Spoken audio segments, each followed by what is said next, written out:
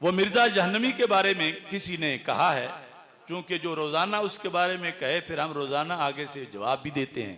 उसने कहा कि इमाम गजाली ने कहा, वो जो कहने वाला उसको पता नहीं, ये पता भी है कि इमाम गजाली ने क्या कहा। बहरहाल फुकहा का ये तालीमात का हिस्सा है कि जिस लफ्ज में 99 एहतमाल कुफर के हों, एक इस्लाम का हो, तो 99 कुफर वाले नहीं देखने चाहिए, इस्लाम वाला देखना चाहिए और यानी उस पर फतवा नहीं लगाना चाहिए। तो ये कानून, इसको बिल्कुल हम सच्चा समझते हैं। आला हजरत रहमतुल्लाह अलैह ने भी जब हुसामुल हरमैन फतवा लगाया था तो इसे सामने रखा था, और हमने भी जो लगाया है हमने भी इसे सामने रखा है। मगर मैं उन लोगों को बताना चाहता हूं कि लफ्ज़े दज्जाल जिसने अपनी जुबान से सरकार दो आलम सल्लल्लाहु अलैहि वसल्लम के लिए साबित किया, सिर्फ बोला नहीं, दलाइल देके साबित किया, तो इसके अंदर कोई ईमान वाला एहतमाल है ही नहीं। वो कह रहा है कि दज्जाल से मुराद मेरा कज्जाब है, तो ये भी उजरे गुना बदतर अज गुना, इसमें कोई दूसरा एहतमाल ईमान वाला मौजूद नहीं है। लिहाजा ये कहकर कोई गुमराही ना फैलाए कि ये सख्ती हो गई है उस पर और गलत फतवा दिया गया है और गलत 295 सी लगी है। हम मौजूद हैं, जिंदा हैं, जिसको घुमंड है वो आ जाए, हम उसका शक दूर कर देंगे इंशाअल्लाह।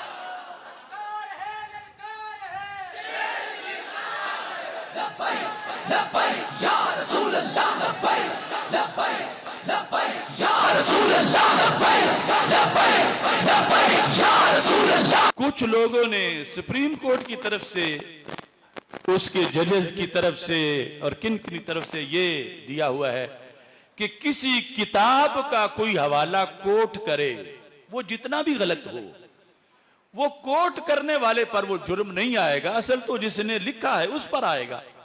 तो इसने तो सिर्फ कोर्ट किया है माज़अल्लाह लफ्ज़ दज्जाल।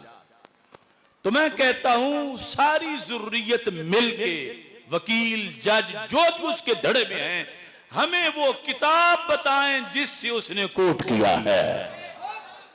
और दूसरा, मैंने रात के प्रोग्राम में कहा कि वो कोर्ट करने वाला मतलब ये होता है, मसलन एक शख्स ने गाली दी है और आपसे कोई फतवा पूछ रहा है कि इस पर क्या हुक्म लगता है, तो आप पर अब मजबूरन उसको लिखना पड़ेगा कि उसने ये कहा और इस पर ये फतवा लगता है।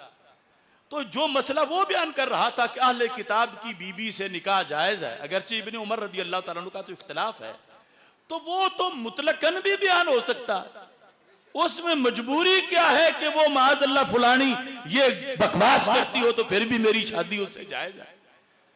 उसने अपनी तरफ से दलीलें देकर उनके लिहाज से ये साबित करने की कोशिश की है लफ्ज़ दज्जाल को कि वो ये कहते हैं, उनकी किसी किताब में नहीं।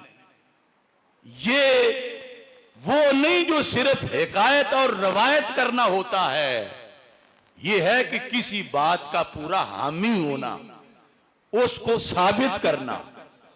ये साबित करने के लिए जो रात भी मैंने हवाला दिया था इमाम मालिक रहमतुल्लाह अलैह का, कि आपसे पूछा गया जो कहे अल कुरान व मखलूकुन, कुरान मखलूक है, आप जानते हो मुतज़िला का ये अकीदा था और ये कुफ्र है, तो आपसे पूछा गया उसका क्या हुक्म है जो कहे कुरान मखलूक है, तो आपने फरमाया काफिरुन उक़्तुलू हो, वो काफिर है, उसको कत्ल कर दो।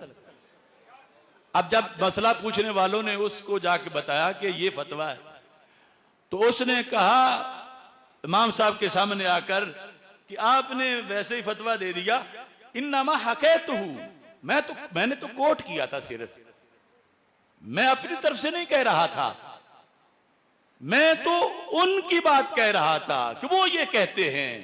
फरमा इन्नमा समेना मिनका, हमने तेरी जुबान से ही सुना है, हमने तो तुझसे सुना है। यानी इतनी बड़ी जसारत शैतानी, अगर इसकी मां को कोई जानिया कहे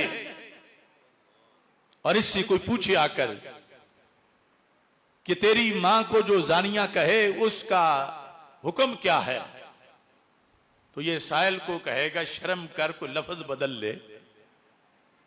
और अपने मुंह से ये नहीं कहेगा कि जिसने मेरी मां को ये कहा लफ्ज बोलकर, बिल्कुल नहीं कहेगा। अगर इसकी मां की 100% के 1% का करोड़वां हिस्सा भी इज्जत है तो ये उसके बारे में लफ्ज जानिया सुन नहीं सकता। तो ये उम्मत इतना भारी लफ्ज अपने नबी अलैहिस्सलाम के बारे में कैसे सुन सकती है?